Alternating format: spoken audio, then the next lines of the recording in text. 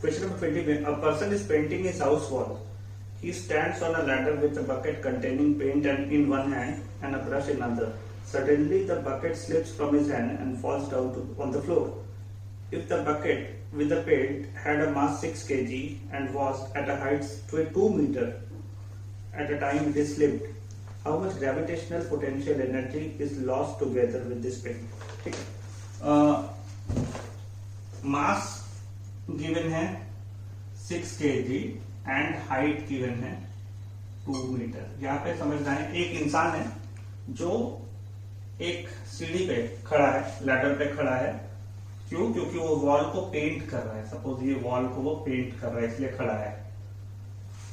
अब जब वो इस वॉल को पेंट करने के लिए खड़ा है तो ये बताया जा रहा है कि फ्लोर से उसके एक हाथ में जहां बकेट है वहां तक का जो हाइट है 2 मीटर है। ये हाइट दिया हुआ है 2 मीटर का है।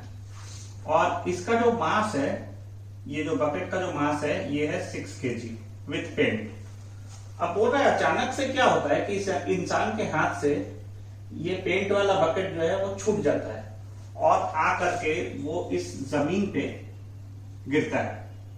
यहां जमीन पे ये बकेट गिरता है, ऐसा मान लेते हैं। अब जब ये जमीन पे गिरता है, यहां पे जब वो रहता है, जब यहां से हाथ से छूटता है और यहां जब जमीन पे आके गिरता है, तो इस केस में कितना लॉस इन पोटेंशियल एनर्जी हो रहा होगा, यही क्वेश्चन में पूछा है।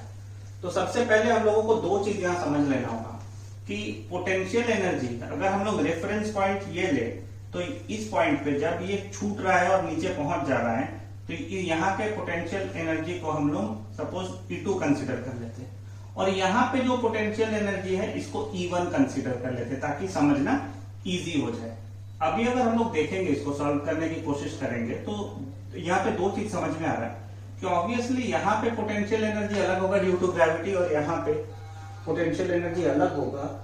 इन दोनों के बीच में लॉस ऑफ पोटेंशियल एनर्जी निकालना है। तो पोटेंशियल एनर्जी हम लोग कहां से निकालते हैं? पोटेंशियल एनर्जी हम लोग फाइंड आउट करते हैं mgh से।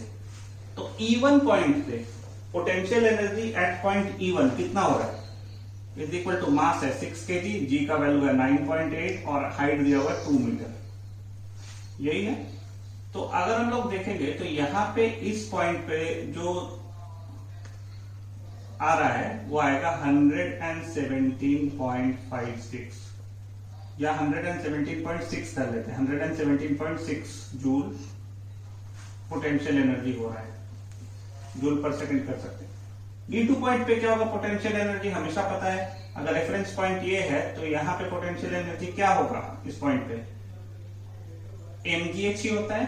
अब यहाँ पे हाइट कुछ नहीं, यहाँ पे 2 मीटर था।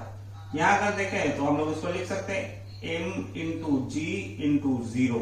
हाइट तो 0 यहाँ पे, इसी को रेफरेंस पॉइंट मान रहे हैं। इसका मतलब यहाँ पे E2 कितना हो जाएगा?